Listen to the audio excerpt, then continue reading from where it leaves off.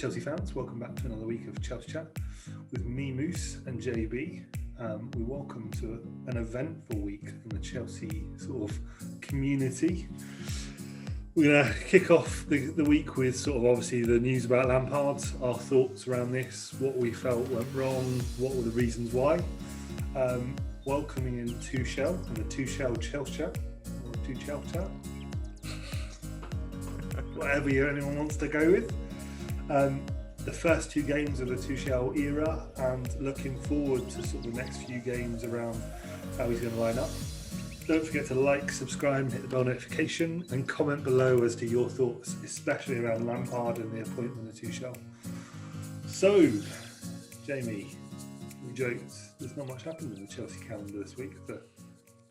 It's been quiet, isn't it? It's nothing. No point in the podcast. Desperately kind of trying to find something to talk about today. It's been very quiet. No, it was dry week.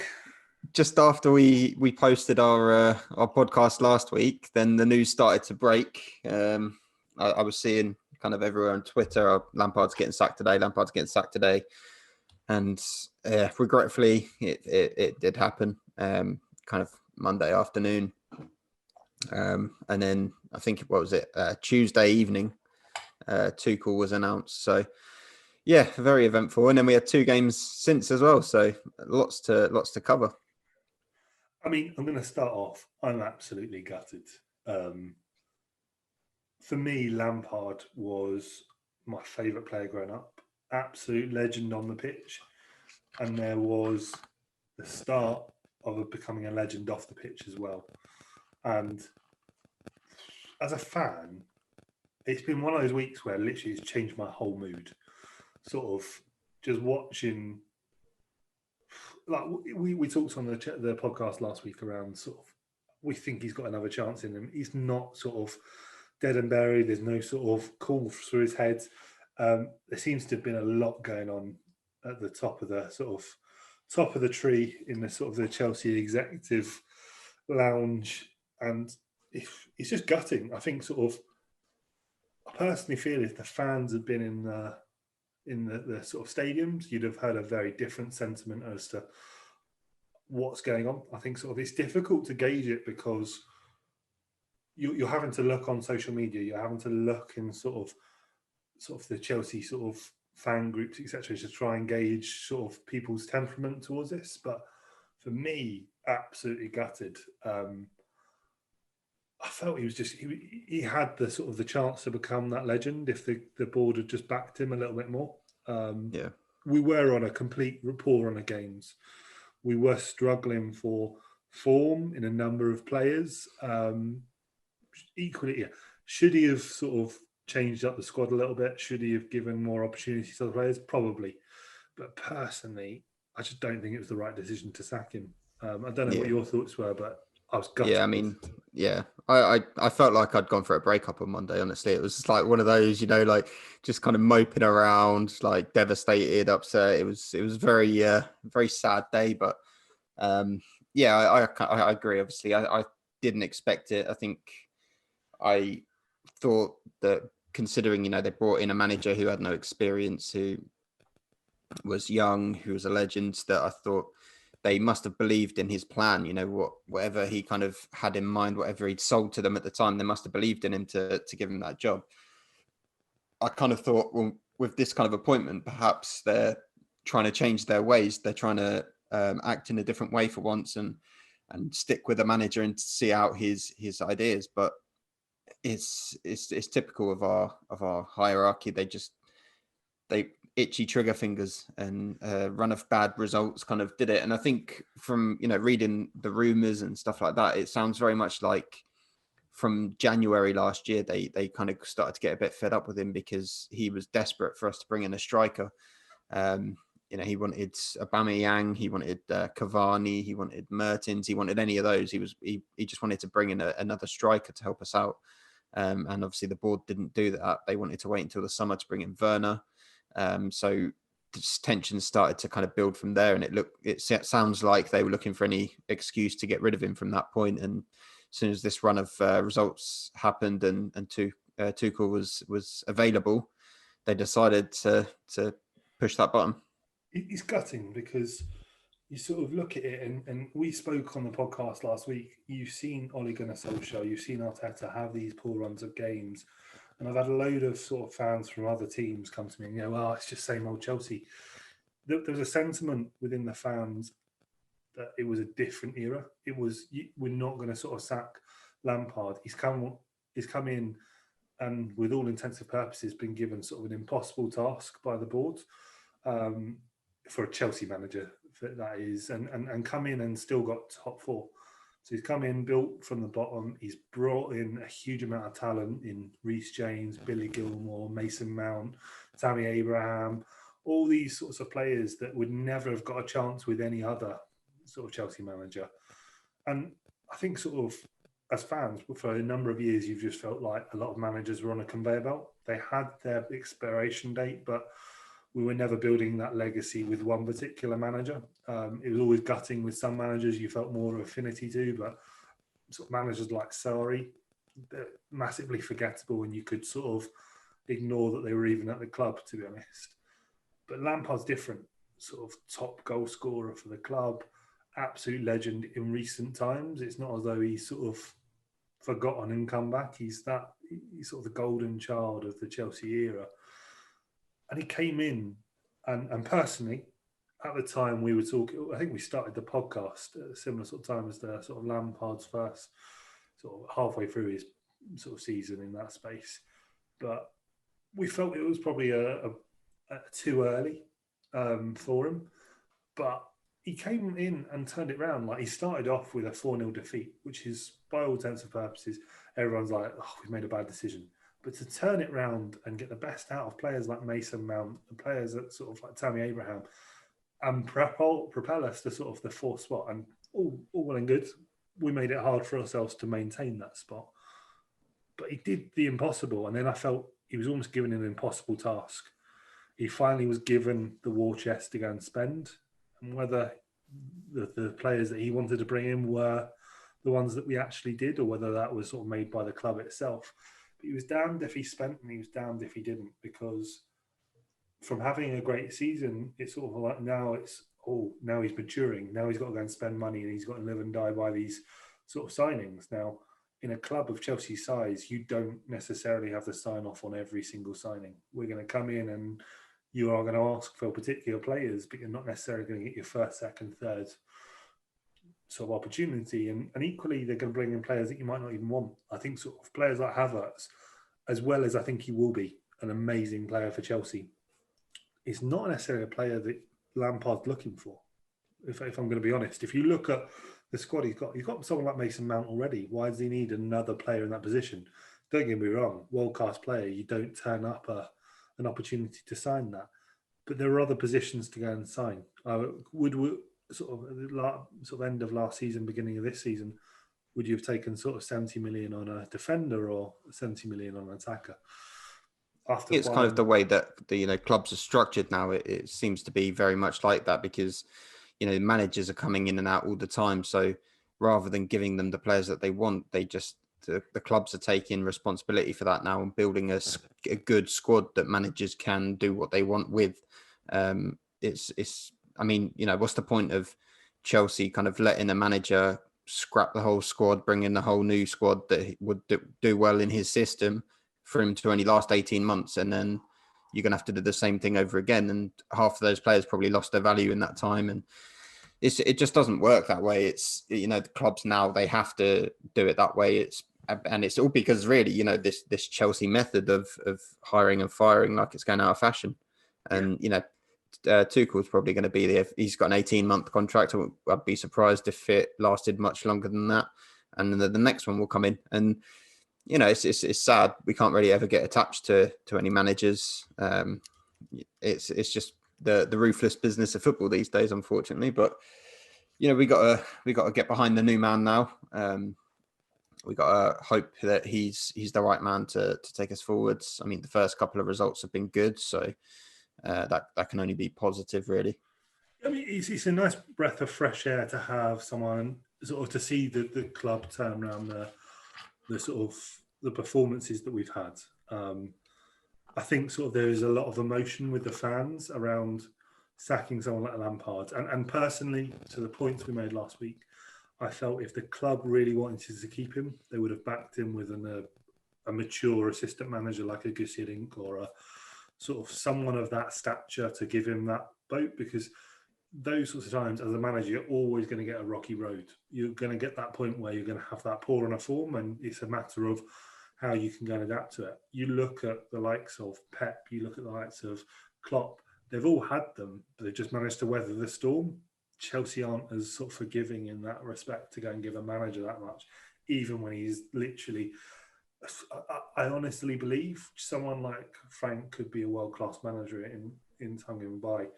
If I look at this pragmatically without a fan's hat on, he was brought in too early. It was more convenient for the club than it was for him at the time. I don't think anyone else probably really wanted the job at the time either, with transfer ban and only academy players to kind of play with. He's one of those ones where he came in at the right time for the club, not for him. I think if he had another 2 seasons at Derby, brought them into the Premier League and then moved in, people would have backed him because they were always challenging the maturity or his understanding of how to play. That was always brought into question, no matter who we were playing, what was happening. Can he do this job? It was just a constant challenge, and that's just because of where he was in his career. If you had the same performance from Tuchel, I think no one would have challenged it in the media as to sort of his performance. It would have been gone sort of zoned in onto particular players as to how well they're performing for the manager rather than the manager's experience themselves. Yeah. So gutting. And then the news of Tuchel got announced on Tuesday. Was the world set on fire? Not in my eyes. As a Chelsea fan, I'm happy to be proved wrong. That's where I'll stand. But I've not seen an amazing sort of career. And don't get me wrong, Chelsea are never going to bring in an inexperienced manager after bringing in an inexperienced manager. But someone like Tuchel inherited Klopp's club, sort of team at Dortmund, did well with them, had a great sort of performance with Dortmund. But I always go back to the fact that he had a very good set of players at the squad already. And then I look at PSG now. To be fair, I feel like I could walk into PSG and still win the league. There's nothing really that special with the PSG manager, and he got sacked by them, which tells me nothing sort of amazing about what he's done. And I've seen sort of hugely mixed reports in the media. Some saying he's like the next Messiah and the perfect sort of signing for Chelsea, and a lot of sort of articles saying we're not impressed by him and we're not really seeing much from him. I think his performance will let that speak for himself. I just wasn't that impressed when I saw the signs himself. I was gutted the fact that if this had happened a couple of weeks before, we could have got Pochettino himself, and that's who I thought was a better opportunity for us, if I'm going to be honest. But I don't know your thoughts when you heard the news. Yeah, I think. I said this. I don't know if it was last week or the week before. I wasn't excited at all by the thought of Tuchel coming in. He's renowned for falling out with the hierarchy at clubs. He did it at Dortmund. He did it at PSG. Couldn't imagine it being any worse, really, because Chelsea board fall out of everyone. So that was a big concern. I think the more I've kind of watched some of his interviews and kind of read a bit more about his tactical ideas and stuff, it kind of brightened my mood a little bit. I think it's always exciting when a new manager comes in. It's dampened a bit this time by the fact that it was a legend that got sacked in order for that to happen. But I mean, I'm trying my best to just forget about that and concentrate on the new era. And I mean, yeah, as I said, the more I've kind of heard what he's had to say and read about him, he does seem like he could be a good fit for us in terms of the players that we've got fitting into his kind of system. And one thing that I didn't like about the Lampard era, or especially this season, is the fact that he's been very kind of fixed on this one formation, which, we wanted it to work for him, but it didn't. And if he wanted to implement it, he just had to keep playing it. And I understand that. But at the same time, sometimes you need to mix it up for who you're playing, you know, your opposition, and you have to pay attention to what they're doing to try and make the most of their weaknesses. And from what I hear, Tuchel was very flexible with his formations. He will change it. I mean, you know, we saw him, he's already kind of played two formations in the last two games. So I think that's a big positive from him. He speaks very well. He's very charming. I think the media are probably going to like him a lot. He seems quite honest and open in his interviews. So, I mean, that's only calling Chilwell Chilly. Yeah. So, but I think that's a good thing for the club. You know, if the manager's liked by the media, then they're going to only write kind of positive things about him, and it reflects well on the club. So, hopefully, less negative stuff from the journalists on us now. I think, sort of personally, he's a gutting sort of week. I think, sort of, if I look at it sort of back, it is just, and it's also a worry. My biggest concern with someone like Tuchel is the risk of him not playing some of the youngsters that have come through with Lampard. And I admit you've got to get that sort of balance between experience and sort of the youngsters in the squad. You can't just have a squad full of youngsters, because we've seen that before and it's never worked perfectly. But you've got players like Gilmour that just aren't sort of now appearing on the squad list anymore, in comparison to sort of being there every week with someone like Lampard. You've obviously got someone like Mason Mount that has got such an affinity towards Lampard that's got the real risk of not performing or losing his space to someone like Havertz that maybe have a preference to someone like Tuchel. And then we've seen for the last two games that Reece James hasn't started. Now, he has come on for the last game, but they're all key players that have done so well. And you've got the real risk of somewhat sort of potentially the club selling them. And we have experiences like Lukaku, De Bruyne, Salah, where it just comes back to bite the club. They're great players. We're just not a very good club at nurturing them in the club. And that looked to change with Lampard. I just really hope that they get the chance. I wouldn't be surprised if someone like Gilmour goes out on loan, and probably wherever Lampard goes next, to be honest. It looks like he's going to go on loan. Before, was it today? I don't know. Yeah, it sounds like there's a potential that he could be going out on loan. I don't know who's interested though. I did hear rumours before of maybe Rangers, which would be a good move for him, especially with the Euros coming up. I think he obviously wants to get some game time to try and get into that Euro squad for Scotland. So, that'd be one to watch over the next day or two. I mean, to be honest, it's one of those ones where he probably does need to play regularly. Will he play regularly for a manager like Tuchel? Probably not. But it's more some of the more advanced players that have actually got sort of a season under their belt in the Premier League and Champions League that deserve to sort of keep their sort of places in the squad. And I think sort of Reece James, for one, absolutely sort of superstar at the right back. I think he's our right back for the next sort of 5-10 years. Players like Mason Mount, I think he's the next Chelsea captain if we can nurture his talent well enough. I just don't want to see that go to waste, because that's one of the best sort of legacies that Lampard can leave behind, is at least sort of knowing that our sort of academy isn't just a lone revenue source. It's actually that we can play these players and they can compete at the top if you put enough trust in them. I don't know what your thoughts are sort of around Tuchel's first two games. I was bored senseless in the Wolves game, I'm going to be honest. I think that kind of boiled down to nerves from the players. You know, they wanted to impress, put their name out there to be regular starters under a new manager. It was obviously he hadn't been able to get his any philosophy or anything across to the players yet, because it had only been one training session the night before. So I didn't really read too much into the Wolves game, other than the fact that it looked very much like a possession-based style of football, which kind of felt confirmed today.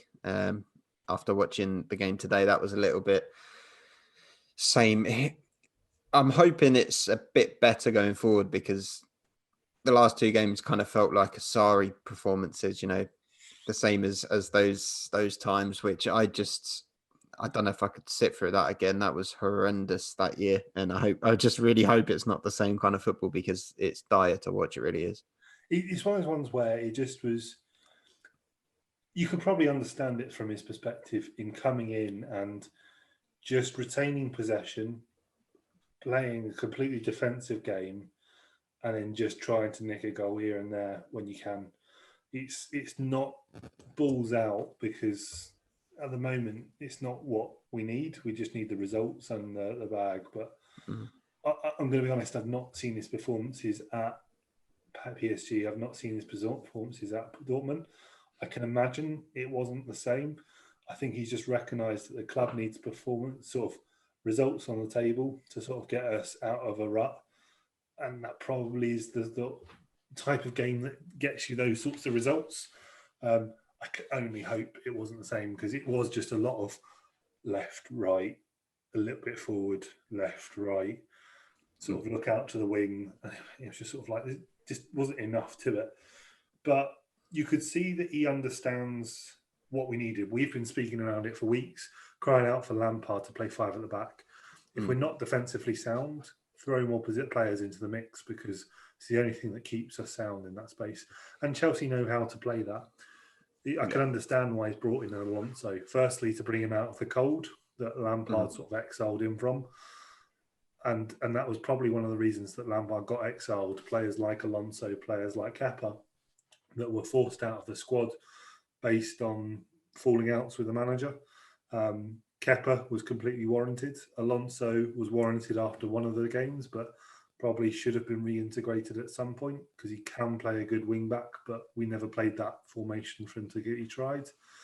But five at the back just gives us that solid. There's been a few players notably missing from the mix. So Zuma, I personally prefer him to Rudiger. Chilwell, or Chile, as I now like to call him, Chili B. and James. I think to your point, it's testing out new players in the squad. It's just I hope that you see the best players come and play in that formation. Zuma is a superior sort of defender if given the chance. I feel Kante may have been injury today, but yeah, I don't think he was. I mean, it was his first game back after an injury, so he's been training, but they probably just didn't want to risk him. I mean, would you rather him in the game today or to play against Spurs? I think the Spurs game is probably a bit more priority. Completely agree. I like bringing Dave back in because I don't feel Dave's a sort of player that was quite ready to be left out in the cold. Yeah. But playing a five gives you an ability to play Dave and James in the same squad. It's going to be interesting how he gets the best out of Mount. I feel Mount is one of those players that's going to be deeply hurt by Lampard leaving and probably just needs a bit of time to adjust to the whole piece. So it was nice to see him start. He was very good again today, though. I think when he came on against Wolves, he was brilliant. But and then again today, he was just running the show. Really, still wouldn't say he was man of the match, but I think he was really, really good. Hudson-Odoi, it's a bit of a masterclass putting him as right wing back because he's not probably our best winger, but playing him in a position like that with that level of pace is an interesting. I mean, it reminds me of Victor Moses a couple of seasons ago under sort of Conte. Playing someone who is traditionally a right wing back that's not the best in the world, but playing him as a right wing back actually brings out a better sort of performance to his game. That's been a sort of a breath of fresh air. I think that really plays to Hudson-Odoi's strengths as well because he likes to get chalk on his boots. He likes to stick really, really wide. So playing that position up and down the wings, getting crosses in, I think, especially if we're playing against teams that are going to sit back and defend like we have done in the last two games, that's going to be really good. It's going to really work. But I think, when we come up against teams who have got a bit more going forward and might actually push us, I think you might see Reece James kind of come in and into that position for those kind of games. And then this is not sort of Tuchel's fault, but I thought Werner is still not quite there. He seems to be getting into the right positions, but not quite. He was getting frustrated the first half of today's game. It was almost sort of, how can I take a shot from anywhere just to try and get some confidence that the keeper I can actually pull a shot off. I think that's just going to be time rather than anything else. And I don't think it's something you take him out of the squad to do. It's play him until he can get a goal. It was gutting that he didn't get the penalty a few weeks back, just to sort of show he can score again. But that confidence has been clearly knocked. But I'd say class is permanent. Form is temporary. So we'll see that. But it's not been. It's been good to see the results. We're going to see a lift in certain players. As you say, it's just I hope it's just not boring football. That would be a killer.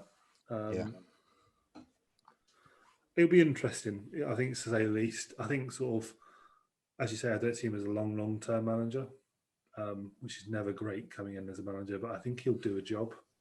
Yeah. Looking forward to the next couple of games. So Spurs at the weekend, big game. They are currently, as we sort of film this podcast, 1-0 down to Brighton. They've had an inconsistent run of form, and equally they're missing their talisman up front. It's going to be an interesting game because Lampard, Mourinho now knows he sort of needs another pelt, sort of to try and sort of win one over on Chelsea, and he's got another manager to do that with. Be interesting to see what he can do in that space. It's going to be an interesting game, as you say. I think it's going to be a completely different lineup to the Burnley game and probably the Wolves game. I'm looking forward to that game, to be honest. It's going to be very much sort of a who can sort of nervy one, I think. Yeah. I'm going to be very nervy before that, I think, on Thursday. Jesus. It's a game that could go either way, I think, is the honest sort of opinion there. It could be sort of Mourinho masterclass and sort of masterminds sort of with his players he knows. I think Mourinho will go heavily defensive on this game and try and hit us on the counter attack with Son and maybe Bale. I don't know who they're playing at the moment, but with Kane out, it doesn't give them a huge amount of options down the middle. Mm-hmm. It'd be interesting to see how Tuchel comes up against a top 6 club or whatever sort of group of numbers we want to say now, because top 6 doesn't mean anything anymore. No. And then personally, after that, we've got a nice run of games to build a bit of confidence. So Sheffield United, who are starting to turn their season around, but could equally be put sort of back in their box. Barnsley in the 5th round. I think you'll see a lot of players rested, if I'm going to be honest. And then you've got Newcastle, Southampton, and then Atletico Madrid into sort of the latter parts of February, which is then immediately followed 5 days later by Man United. Mm-hmm. So an interesting run of games. I think sort of personally, ignoring Thursday's game, the Sheffield United, Barnsley, Newcastle and Southampton is confidence building. If we can win all 3-4 of those, that gets us into the position of what a huge amount of points are into the next round of the FA Cup. Potentially that will have turned Werner's sort of scoring sort of chances and sort of turn around the 12-game sort of no score sort of records. That grows us into an Atletico Madrid game and then equally sort of sets us up for Manchester United, because I still think Manchester United have got another blip in them, if I'm going to be honest. I don't really see them winning the league. They don't have the muster, if I'm going to be honest. I think Ollie's just been lucky. Very. I think you'll see City and Liverpool compete for the top 2 spots, and then from 3rd to sort of 7th, it's open season. Very open, yeah. What are your thoughts?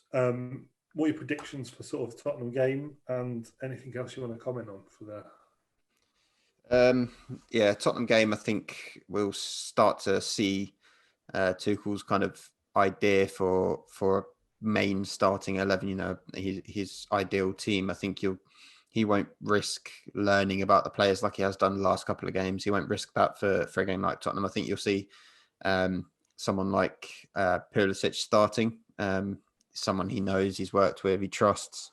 I wouldn't be surprised if it was, again, a fairly experienced lineup, but you will see someone like Mason Mount in there, because I think it showed against Wolves we just can't play without him. And I wouldn't be surprised if you might see Reece James come in for Hudson-Odoi in that kind of game, because again, you don't really want to test and let's find out if Hudson-Odoi can defend when you come up against Spurs. That's really not as a, as a Chelsea player, that's not the game you want to test out. So I think you might see Reece James coming back in for that one. I think you'll see 5 at the back still, if I'm going to be honest. I wouldn't mind Alonso playing. He loves a goal against Spurs, doesn't he? He does. I could see him keeping him in based on current form. But equally, I can see Chilwell sort of chomping at the bit to be back into the squad. I think you'll see, to your point, I think it might be Alonso James. I think he'll keep the back line that he kept today. I don't feel he'll trust Zuma enough to bring him in, if I'm going to be honest. I think you'll probably see an inverted sort of middle 5 in the fact that you might have a Kovacic and a Kante. I don't know whether you play a Jorginho in that space, but then play Mount slightly forward and then a Pulisic. It'd be interesting to hear who we put on the wing in that space. And then I think sort of he'll keep either a Tammy up front. I don't think he'll trust Werner, if I'm going to be honest. Yeah, I don't think he will. But it's been an interesting week. I think sort of, if I'm going to be honest, it's taken me and emotionally sort of drained me. Roller coaster. We'll have to see how the rest of the week goes. I'm hoping for at least a draw on Thursday, if not better. But it seems a little bit more positive. It always does with a new manager. I hope he can prove me wrong. This is probably the final statement I'll make. And you stay classy, Chelsea fans. Don't forget to like, subscribe, and hit the bell notification.